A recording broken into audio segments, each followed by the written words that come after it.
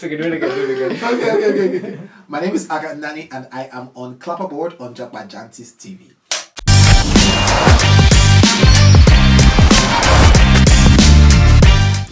Welcome back again to Clapperboard, the show that shines the spotlight on the boldest, brightest, and most unstoppable creative talents from Nigeria and across Africa. This is where we celebrate stories, hustle, craft, and breakthrough journeys from every corner of the creative spectrum.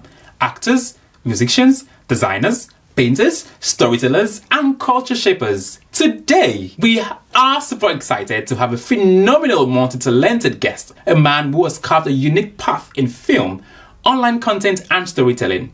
Hi, my name is JME Opalawa. My name is Kane Debankole. My name is William Benton. And you're watching Clapperboard TV. Clapperboard. Clapperboard TV.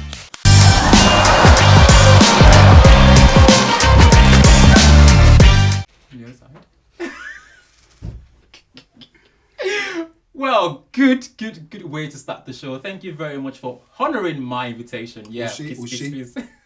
You look dapper, by the way. Thank you. Dapper. Shoes. Yes, you do look dapper. Madu. I still love the shoes. But you wear my shoes, unfortunately. But I mean, whatever helped you put this together is good. To be honest, and at the risk of sounding cliche, I truly just threw this on. Are you serious? Like, I was just like, you know what, I have a jean jacket, I was just like, you know, shirt, like, what meeting I go wear for this interview? Right. So, yeah, I just... No, but it looks like good effort. So it sounds to be good effort. Great, thank you very much. I'm not sure where to start, but I love the grey that you've got in. And I say that because, I mean, that's pretty much what everyone is wearing right now. It's winter here in the UK. Yeah. And you have newly moved to the UK. Let's start with how you are adjusting to the UK. How are you finding it? To be honest, adjusting is a long thing. No, I'm not even gonna lie to you, because I thought usually, like, when they say, you've moved, you've relocated, I just felt like it was all about like packing bags and going to dump it. When you just I've moved, I've relocated. It's about carrying load. It's not carrying load. It takes a lot. Like, you know, you have to relocate, or should I say, move mentally, physically, emotionally, spiritually, socially. It's a lot of, like, you know, financially. Yeah, indeed. But I wouldn't say relocate. I will only say expanded my base. Right. I've just basically, you know, expanded my base. That's basically what I'll say, because I'm always shuttling. I've been to, you know, Nigeria to Lagos like 5 times already. Right. Or rather West Africa, between Ghana and Nigeria. So yeah, I've just basically expanded my horizon. Right. That's how I see it. That's some good thinking. I like it. And I still have, I still have a home in Lagos. I still have work. I still have, you know, family, friends, you know, and stuff there. Right. So when you say expanding your base, are you looking to go into movies here, work with, you know, the likes of... So expanding base is also like, you know, expanding, like, you know, experiences, expanding my exposure, expanding my reality, basically taking limits off. So that means also expanding opportunities. Absolutely. I feel like, you know, for where we are now, and especially because when I look into the future of what Nollywood or, you know, African or Nigerian media film is, we got to find ways to thrive beyond what it is right now. And in any way we can, whether it's like, you know, finding ways to, you know, scale in Nigeria, or should I say get international exposure or experience. Right. So yeah, it's just basically everybody has to do what they have to do. Absolutely. To, you know, especially with my vision. With my vision is different from somebody else's. So yeah, I feel like I'm being a local champion. And then again, I just also feel like I think I'm going too deep. No, go. Scratch the depths. Go. Keep going. I'm just like, wait. Why am I about to go deep now? No. Take that step down the beat. Go on. If a prophet is not, should I say, honored in his own home, when you feel like you're in a space that appreciates, or should I say, elevates mediocrity or does not appreciate quality will elevate noisemakers over people who work hard, criminals succeed more than people who actually truly work. Where bad attitude, bad behavior is exalted, it's now popular culture over like, you know, virtues and, you know, you just that's what I feel like, you know, is also informed my decision. Like, you know what, like, and this is not targeted at like an industry or like, you know, people. It's a cultural thing. Nigeria thrives on celebrating bad behavior, mediocres, and average. In fact, below average. I mean, the country is literally run by people who can't read and write. There are states where the governors can't read. Do you get what I'm saying? Right. And it trickles down everything. And it's all about money. Meanwhile, I'm like, I love, like, this is my craft. I'm doing this for my craft. I love the craft. And so, yeah, that's why I just like, you know what, let me expand my experiences. And Good. See if actually this my craft is actually what I think it is. Let me see if I can succeed in this Oyibo land. Well, it is what it is, really. It actually is what you think it is, because I have watched a couple of your material. I said earlier that the past week I've been consuming your material. In fact, I think I should rename myself Akah at this point. And I've watched some of your movies. I've seen the characters you've played, the range. We're going to get to that. But you have done really well. So absolutely. Thank you. Where are the flowers? Yeah, I beg you.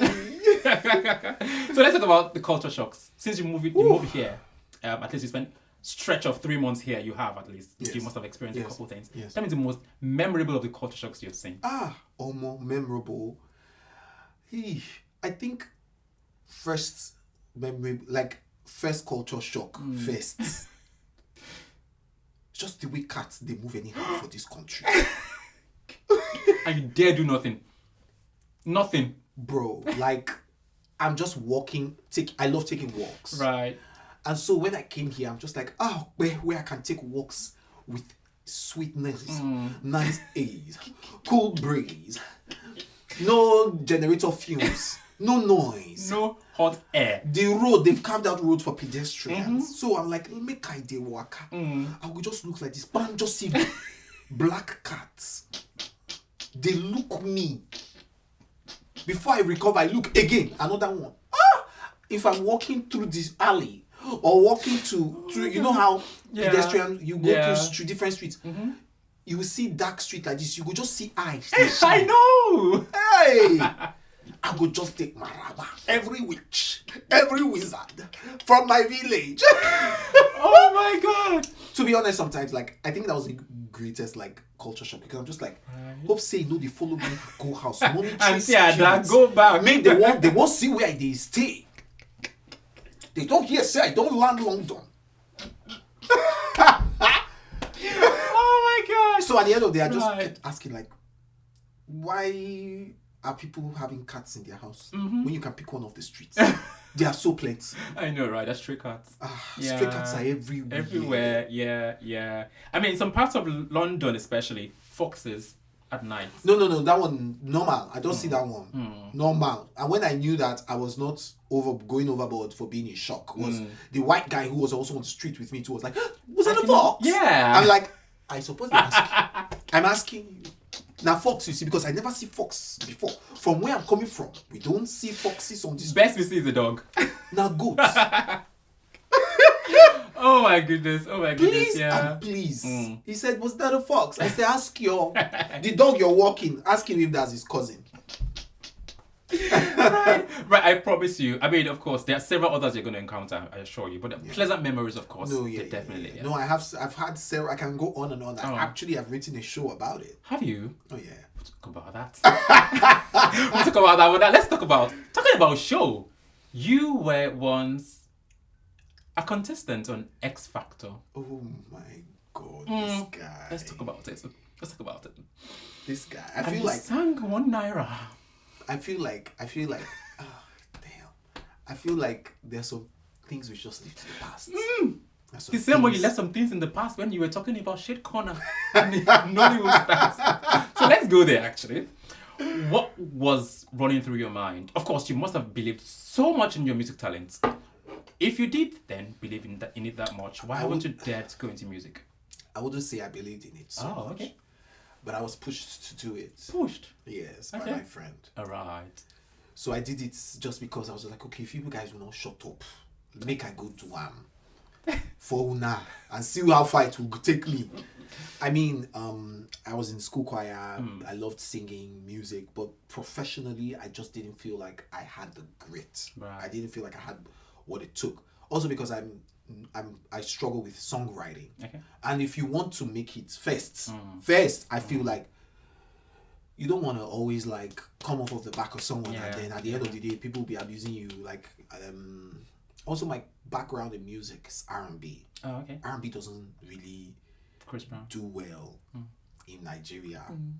So I'm like Afrobeats versus R&B. All the people who came up from being like R&B, like they didn't last so long. Yeah.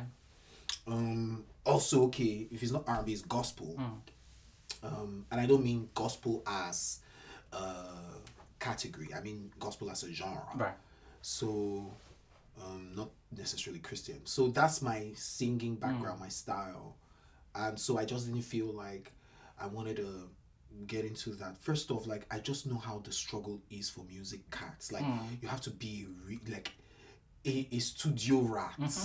You have to be there. Stay, you have to have money to pay for studio sessions. You have to like. I was like, then you after doing all that, you're not gonna be at that time when I was like in school. You're now going to start begging OP to play your music. Yeah, I can imagine. Like I beg. Right. I don't get this. How far did you go with this on this show though? You start when you went back. Very far. And that project, the one you were building the school for the kids, I thought that was really thoughtful of you. Thank you. Yeah, Thank you. well done. That speaks to your philanthropic side. That is good. Well done. So now let's move away from that part. Thank you. Right, let's now move into more interesting things. And then you became an OAP, which another talent you didn't think you have. To be honest, it wasn't something I thought I had. But I always admired, people who did it, like Oprah Winfrey. I just loved the way she was able to connect with people on screen. Like me.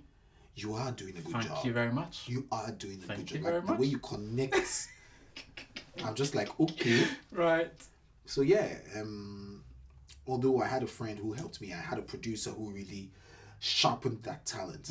I had raw talent, but Chichi Okohalom, AJ, Jifa, they really helped me to get better at it. So I'm grateful for them always. Great. And then you were called again to come when the other individual decided to be To what? when the other individual, the one who won the competition, decided to be a something, you were called after to start standing to pick you up from there. Yeah. How did that make you feel though? I went for the audition, and it was chaotic. But finally, to cut the long story short, I got selected. To Jesus, people But not because I was the best. Why then? They selected someone else, but then the person had bad attitude.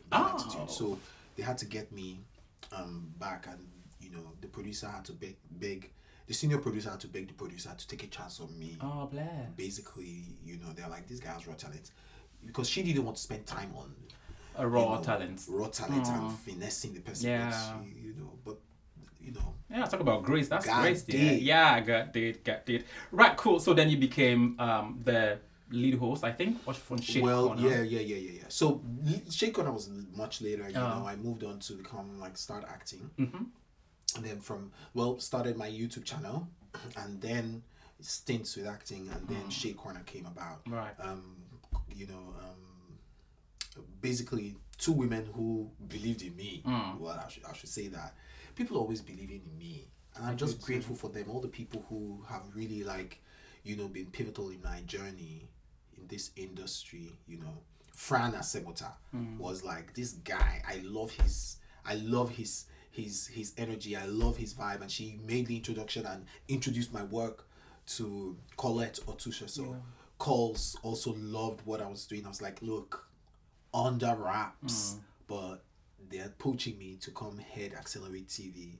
And she was like, I'd like you to create something for us, and so I was like, I came up with the idea for Shade Corner, and they really believed in it too. And it took a while, Right. but it happened, and that's how Shade Corner came about. That was 9 years ago, and that was you and the team. You, Bayo, King Yeah. Cam, the model lady, Makida, and then Noble, Prince.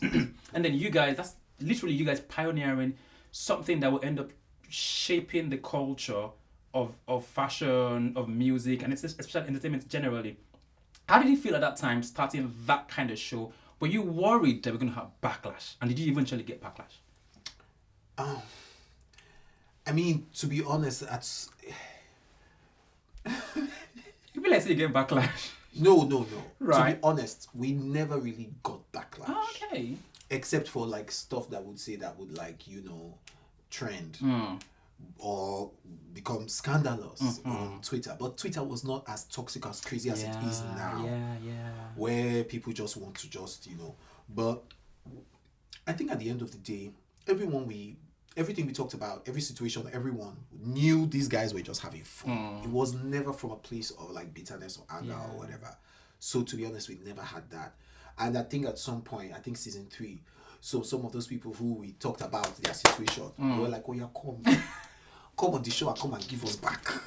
And they did. Right. So it was all bands Right, and good, fun. good. So anybody who took themselves seriously and the ones that carried the matter malice and matter for it, we didn't even notice. Right. Good. So now, all that you've said so far, I mean, your journey in the entertainment industry and how you morphed from being an OAP, a singer, to an OAP, to I an was never actor. a singer. Oh, you were never? I could only sing. I was never. I never got paid for it.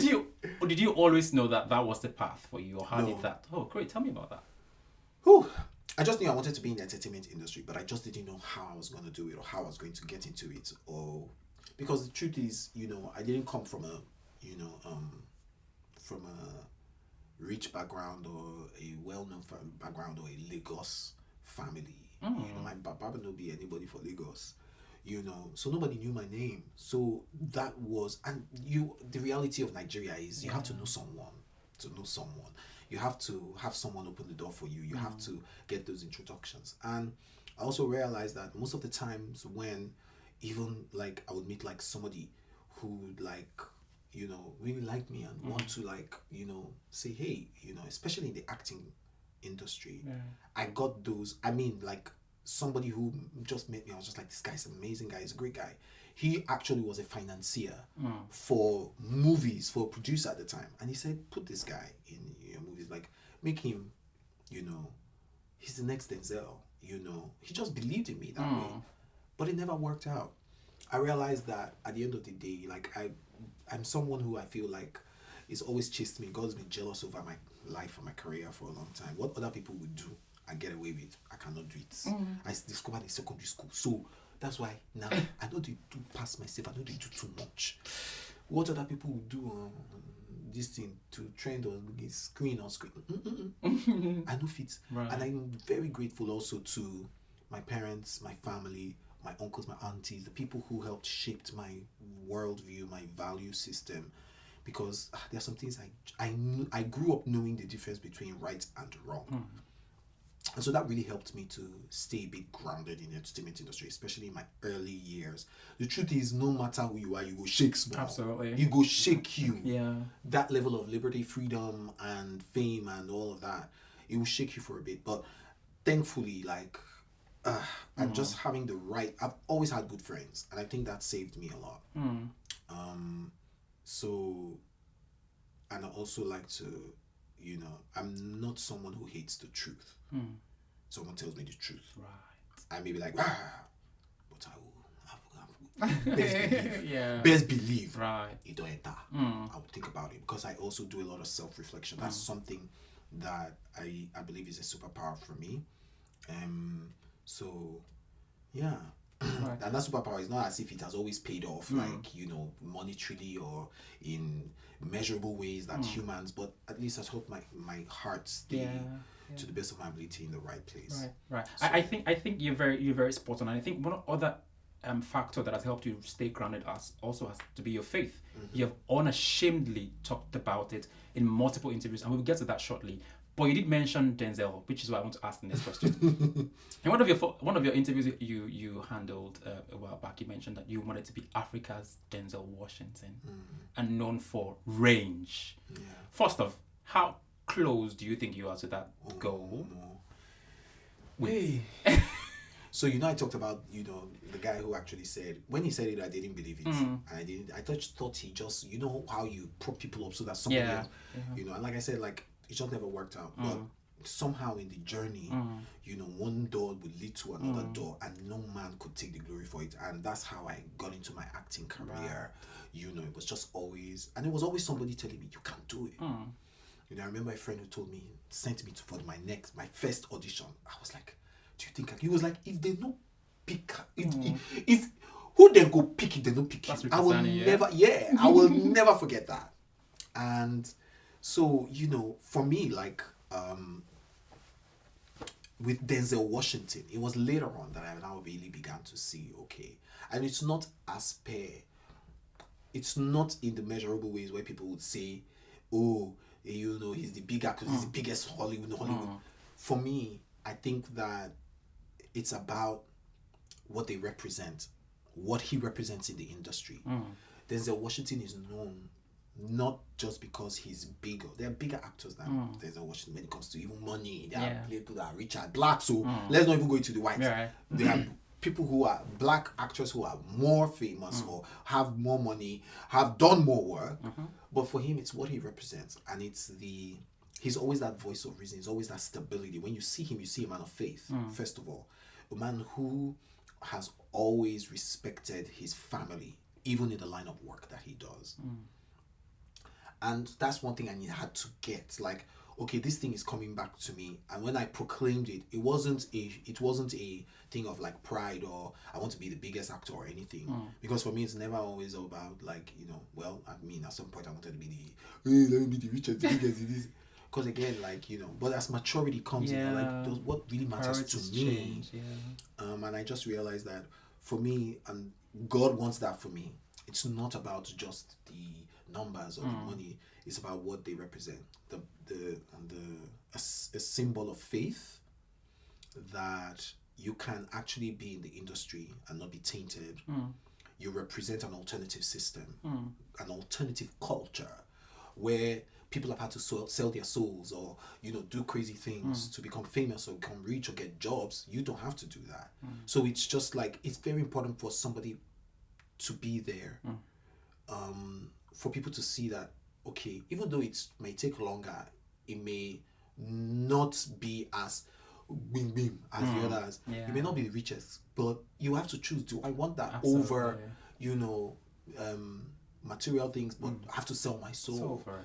And then do you want quick fame versus, you know, slow and steady wins the race? Do you want to be a rising star or a shooting star? So for me, it's what he represents, and then also, like, again, the range. Right. For me, I feel like, you know, I just had to make a choice that I wanted to do quality over quantity as an actor. Has it paid off in the best way? Hey, in Nigeria?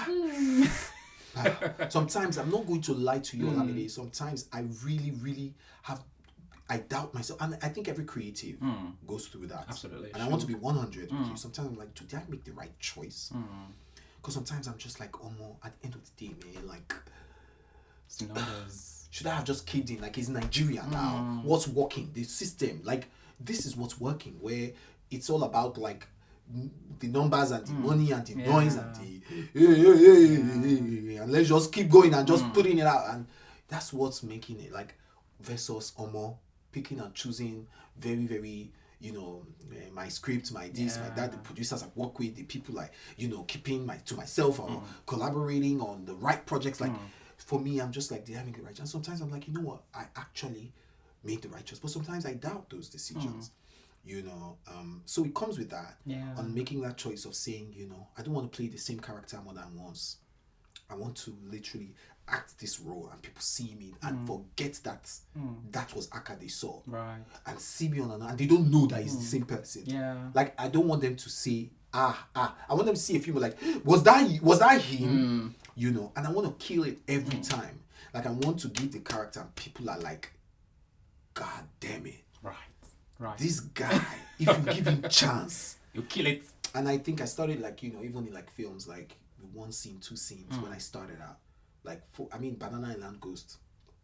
I was given like 4 scenes and I was a breakout star. Right. Because I just, 4 scenes, I'm Kill good. it. 3 scenes, we go.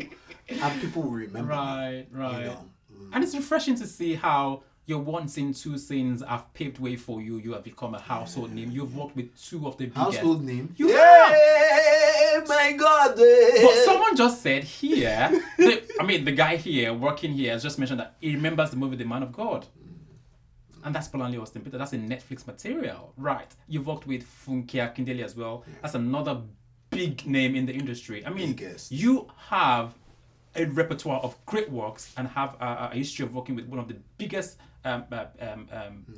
shakers in the industry. So that's a good thing. So whatever decision you made about this type of work you will do or you should do, it's paying off, really. That's quality. Mr. Quality. It's real Mr. Quality. Well, I know that's why I'm here now. So I now want to say now, even this UK is gonna actually like you. It will. That is it. Let's see. You do have range, by the way. So yeah, indeed you do. I mean, the roles you've played. I was mentioning earlier how you were able to play 2 distinct characters in The Man of God. You played Fela, which you were perfect for, and then you played the pastor, which are 2 different characters with different worldviews. How you made that happen in the same flick is crazy. I thought that was really good work. Well done. Thank you. Done. And of course, you've played a music producer. You've played the one you played in She Must Be Obeyed. Let's talk about that. How did you get cast for that role? Tell me, and how was it getting the character for it? Yes, Hey, you see, Funke Akindele has a gift. People, her real talent is really spotting talent also. Right. I mean, Mwabudu has that gift. Mwabudu hands down. M.A. Auntie Mo has a gift to spot a star. Great. That is like it. That thing is not everybody that has it. She can see someone and that guy is good, and she will give the person an opportunity to open the doors for that person, or work with that person, collaborate with that person. Mwabudu saw that in me. Her daughter Ted saw that in me too. Bolanle Austin Peter saw that in me. I mean, so many people. Also, it's because I heard for Bolanle's one, the role that you played. I heard the first reading, you weren't great, and then you came back 2 weeks after, and you were perfect for it. That's the one. Which Man of God. The Man of God. Yeah. That I did what? Your first reading for it. Like, how did that? Yeah. So the first reading we had, I read basically, and she was like, "What are you doing?" Because they had told me, I played this role. Yeah. So when I came for the first reading, because again, like my idea of reading, but there was a director I watched online, American Oyibo. It was like, your first reading should not be anything. Like, just read the lines. Oh. That's the process that an actor should be in. Just read the lines. Don't put any interpretation to it. Let the interpretation come to you. So I carry that. I don't know, say that. Now audition. They don't tell me say no audition, but Bolanle Austin Peters had already made up her mind that let's see how he reads. So I came with that reading in monotone because I'm like, I don't want to prejudge the character. Because I read that, I do it a couple of times, first time, second time, I try as much as possible. So by the time I'm done with the script, I know the script, but I don't know the character yet. And then I now begin to morph into it. See, those lines now have a life of their own. I didn't put myself into it. Right. I now know the story. Right. The story comes to me. So I just went with that. I said, let me do you both tie. I did not know. When I finished reading, she said, I don't rubbish. See, if you work with BAP, you will love her because she is 100. every time. But she does it in such a funny way, such a sweet way. But she was like, rubbish. Wait, what did you do? Abego, Rido. But again, she knew I could. So, I was like, no, I didn't give you Oyibo. Wait, Oyibo. Oh my God. Right. So yeah, the second reading I came. So when I knew what she wanted, I now came that don't import put what, Oyibo don't import waiting. No, Right. So yeah, I came second reading. I was like, that was more like it because it was just a table read basically.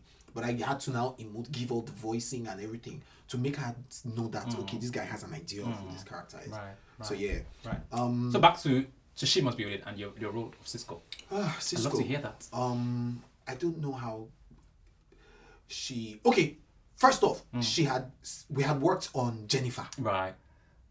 But you Jennifer's Diaries. I'm gonna get to as well. Yes, I was in on yeah, that too. really. But Jennifer's Diaries, she felt like I don't know, but she was just like this guy will act it, because I had worked on Industry, which was totally different from the character that I worked on Jennifer's Diaries. But she just felt like, I think maybe when we are laughing and playing and everything, and because I soak, when I see stuff, I can soak it. Right. When I see stuff in front of me a lot, I can soak it, and Ogbolo. They were in Jennifer's Diary. And so when I see that and I do some things that he does, so I think she picked it up that this guy has he can act it well if you give him chance. So she called me for Jennifer's Diaries. From Jennifer's Diaries, that's what led to her saying, you can do this for She Must Be Obeyed. But I knew She Must Be Obeyed had to be totally different. I had to, and I also had to, and thankfully, Fuka Kidele is smart enough to know how Nigerians can consume that kind of character. The character had to be extremely funny, over the top, and all of that. Colorful. That colorful, I tried to run away from it. I can imagine. I was like, no, all the costumes we've like you go way around. She literally, she was like, you go way around. Oh yeah, I bought it from London. You must wear that. Oh my, wow. But I was like, you know what? This is the work that we have to do sometimes to, again, it's what I pray for. I won't rage. I want to show. To be honest, in my heart, I was like, going from pastor to this. Yeah, I was going to say. But of the many roles you played so far, which has been your most memorable? Most memorable. I think every character is memorable because they're also different. No, they are very memorable. Which was the hardest for you to get into? Fela. That character was the hardest for me. It was really hard. Why, Joe? Because you have the body type. Don't mind me. But Fela is such a huge personality, even in death. Yeah. He is huge. There are people who come into this world and they're one in a lifetime. Yeah. Whitney Houston, Celine Dion, Michael Jackson, Olamide Jackson, yeah. Fela is one of them. Right. Like talking of globally, Bob Marley, and I didn't have enough time to, because I've known Fela, I've heard of him for years, but I was not a fan. So I was not like a huge on all his music. So I had literally 24 hours. No, I will not say 24 hours. One night, because I thought I would. So how usually when you're starting out in film, your first few scenes, your first 30 scenes, give you the ability to still enter. You might do all your work and enter character. You have found the character, everything. But, and especially because in a situation where in Nigeria we don't do rehearsal, so your first 30 scenes give you the ability to still enter that thing that you have formed in your head. So by the time you enter 35, 40, you're ready.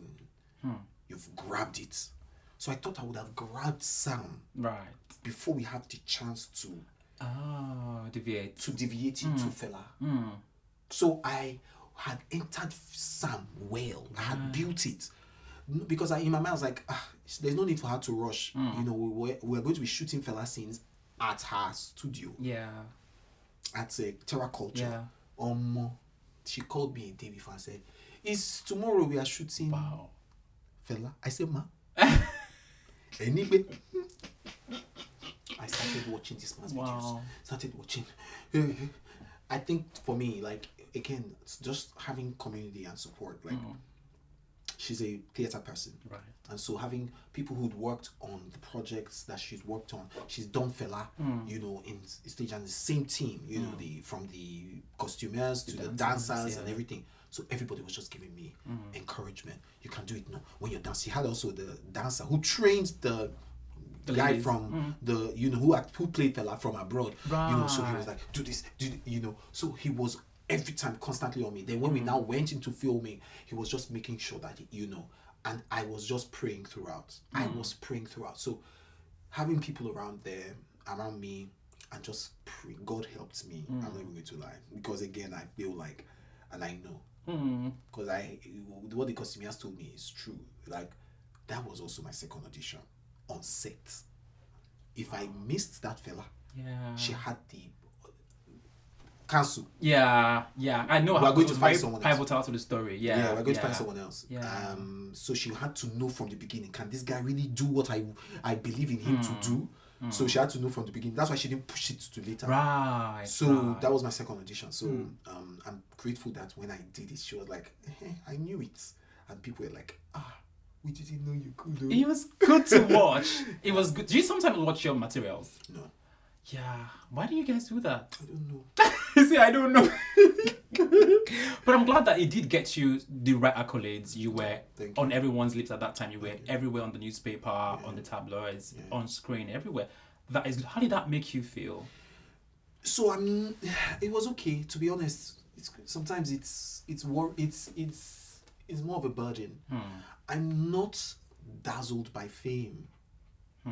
I think for me, when I was young, when I was getting into the industry, I really wanted to be like, because I wanted people to know me and people to see me and call me. But at some point, I was like, to what end? Like, what I want is work. And when the interviews come and everything comes, great. I'm not against it. But at some point, I'm disturbed, like, okay, what's the next one? Like, the only time I actually feel like, is when I have really good conversation with people. And it's not like an interview. Right. It's not like, you know, being on... So for me, the allure wasn't on being on tabloids and everywhere. It was okay, like, good. Like, that's the work we are doing now. But after that, I'm like, okay, on to the next one. Because again, as a creative, sometimes we finish work and every day's the high. And you're just like, okay, what else? Right. I have those questions too, where I'm like, okay, is this what I like my life signed up for? This moment, right? But it's like ended. Like, we finished the film, we put it out. Like, I've always wondered how you guys manage to maintain calm, and I say that because, like you mentioned, there's a high and there's low and there's another high, and how do you manage? How I manage is that in those highs I stay low, and in those lows I stay high. That is deep, really. As funny as it sounds, that is good. In those high moments when everything is high, I stay low. I stay humble.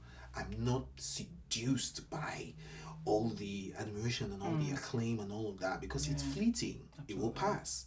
Now, when all that goes, that's where I pick myself up and remain high. I stay with my head up high. I'm happy, I'm joyful, no matter what. You get what I'm saying? Right, I do. Yeah, that's how I. Because that's a fantastic strategy to use. Because of course, if you're in the creative space, if you're an actor, that high and the low, the staggered nature because of again, it. like, what matters to me when fame doesn't matter. What matters is my family, my friends, and my faith. Those are the things that keep me high. And so when I'm high because what matters to me is going on. Family matters to me. My thriving family, my friends, I love laughter, I love food, that's my faith. And my faith community it matters a lot to me. My relationship with God, matters a lot to me. So that keeps me in the best frame of mind, to be honest. That's how I've been able to. Thank you for mentioning faith and family. It's what we're talking about next. Right. It has been, and like I said earlier, you've unashamedly held claim to it and proclaimed it everywhere. Yeah. To what extent has that been of help to you? And I say that because you're an actor, right? There will be several roles that will be, you'll be considered for. But for someone who, talks about family, marriage, everything, do you think to an extent it may have, affected the kind of roles that you're getting so far? I would say definitely affected my work. There's no way faith and relationship with God will not affect everything. It will. And there's sometimes you will actually have to contend. You might fight God, fight with God. You might disobey or obey. You might, whatever. There will always be a contention between, what the flesh wants and what the spirit wants. Yeah, and again, not saying that God doesn't want my success or God disapproves of my career and everything. But, again, there are boundaries that, we will establish based on our conscience and the way God reveals himself in us and through us and with us. And what God may allow for me, or what God allows for me, is totally different from what he will allow with someone else and for someone else. And so my measuring stick is not another person's measuring stick. But it has definitely affected the work that I take, the people I work with, and the way that I've worked. Right. So what kind of roles will you not take? There are some that you just know that this one is porn. But we like it. We want it. That's what I'm saying. So, and that's what I think is something where I don't play to the gallery. I don't care what the world likes. Does my God like it? 100 million pounds. So, if it's 100 million pounds, I will take the money and run away. No, but seriously, I mean, on a serious note, I've refused money before for work because also I'm a content creator. Fair enough.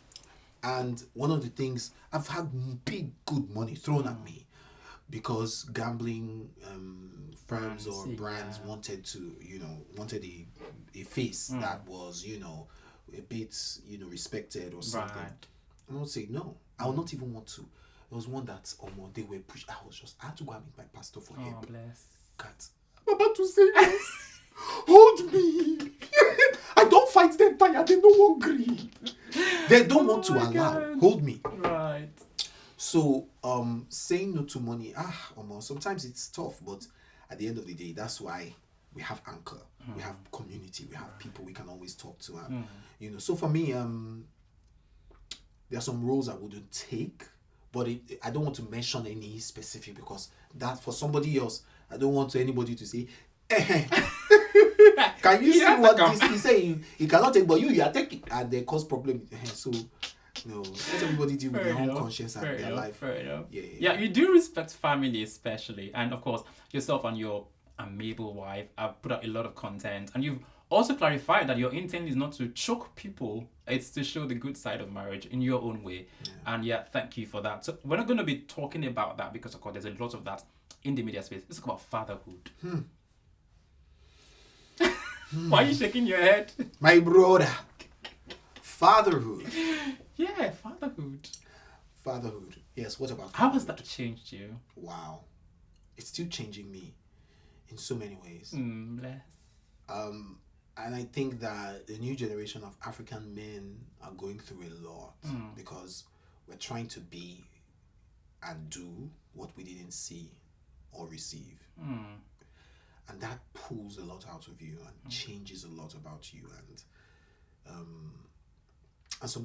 And it also makes you, it has changed me in ways because I seek for something. And sometimes you don't know where to find it or how to find it. And being a father is testing every part of me, even more than marriage. Because I feel like for marriage now I've hacked it a bit. Now it's now fatherhood that is the and we don't have these nuances because I'm an African man. Right. This is not a challenge that a lot of maybe other races will face. We deal with, not having tender love and care given to us from our father. We don't know.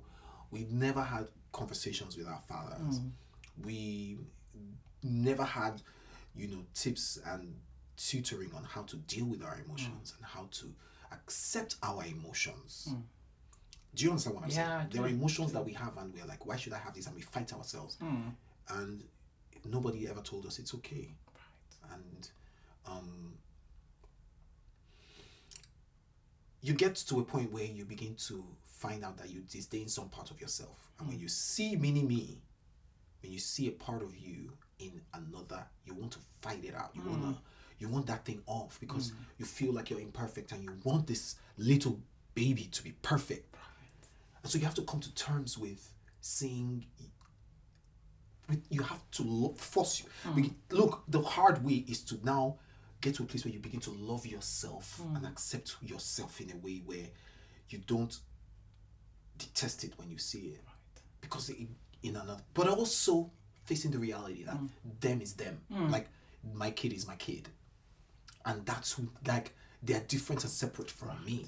It's a hydra-headed, octagon-faceted reality of fatherhood. You have put it so beautifully.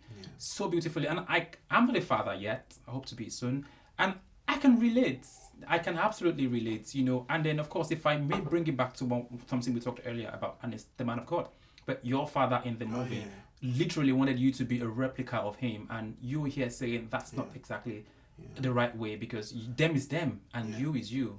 And of course, if you appreciate and love yourself to an extent, you would be happy to see however tiny reflection of yours is exhibited by them, literally. And also be safe or feel safe enough to allow them be who they are, even if they're an extension of you. Hey, African parents. Do you get what I'm saying? That's what the problem is. Like, to be honest, not that thing where you don't hear "I love you" for years and years of your formative years. How it affects you. Right. Yeah, sometimes you're just like, oh more. Right. And you know how we grew up. Shame and guilt was part of the culture. Yes, indeed it was. Indeed it was. You want a system where you don't want that for your kid. Right. But I thank God for my wife. For a woman who is more in tune with her emotions. And she's always, and I also thank God for myself, because I'm grateful that I ask and I talk and our marriage counselors have helped me get to the point where I talk, I ask questions, I'm seeking to. So anything now, sometimes I'm just like, I have to call. How do I deal with this? Like, I'm like, okay, this. Okay, what do you think? And sometimes just answering questions, I realize that, okay, this is the right frame of mind to deal with this before I now go and, because again, dealing with a 1-year-old child, a 6-month-old child, is different from a 2-year-old child. It's different from a 4-year-old child, and it's different from a 5-year-old. In the last few months, my child is going to be 5 in a couple of days. In the last few months, her transition, it's like it's a different child. And I'm like, where are you coming from? What am I, like, who are you? Who are you? How do I deal with this? Oh my. Yeah. Oh gosh. Fatherhood is a lot. So I understand what Wale said, like when he was talking or tweeting about like, just not having the emotional capacity as a man to be vulnerable, to be, to be soft, to be tender, to ask questions, to see, But I thank God that I feel like I'm progressive. I'm doing it well. Right. It's just hard. It is hard. Yeah. Now that we've gotten to this vulnerable part of the show, we better wrap up. But I'd ask you this question: Is this all that you've always wanted? To be honest, all I've ever wanted is to be sitting on an island, lying down, and money go just hit my account. So this is not all.